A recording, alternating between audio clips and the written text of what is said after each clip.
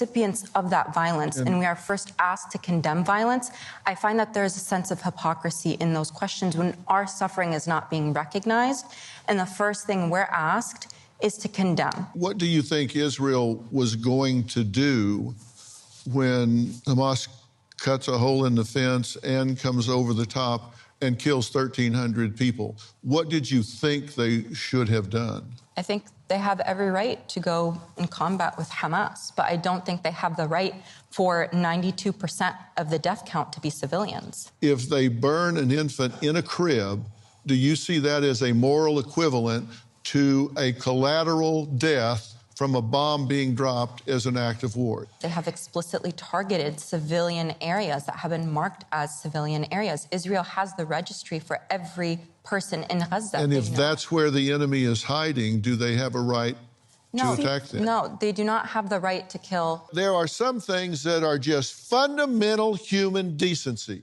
And when I ask you if what happened on October 7th is something you condemn, and you say, well, you have to look at that by looking at hundreds of years of conflict. No, you don't.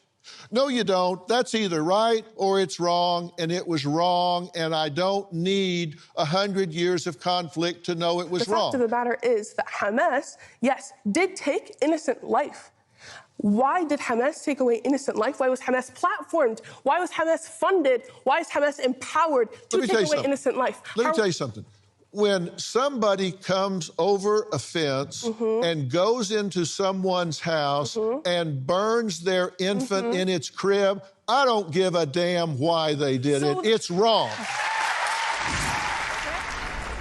I've read it that the charter of Hamas is to eliminate the Jewish race, beginning with Israel, but not stopping with Israel, wiping them off the face of the earth. Is that true? This is true, but it does not end there. Now we have the problem of the pro-Palestine who are actually giving Hamas cover. They are participants in the crime.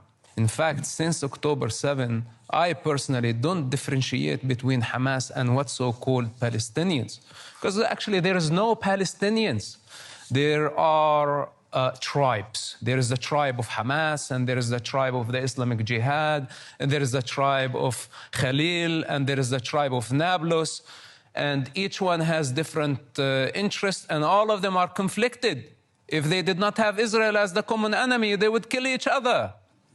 This is the reality of what's so-called Palestine. You don't know what Palestine is. Actually, in fact, the keffiyeh that you are wearing, this is just a statement to show that you really lack the authenticity to represent the case. And what's so-called the cause, you know, this is a human problem. So you just... The cause must die. I think enough is enough. And now it's proven, and you are helping Hamas to prove it to the world, that Palestine depends on the destruction of the state of Israel. And this is not acceptable, and we are not going to agree to it. And I tell you something, for the next 10 or 20 years, the Palestinian people will pay the bill that Hamas is caused today, and most likely in blood. To you, Hamas and Palestinians are the same, they're one and the same? After October 7, yes, there is no difference. Really? The vast majority of the Palestinian people support Hamas. Really? This is a fact.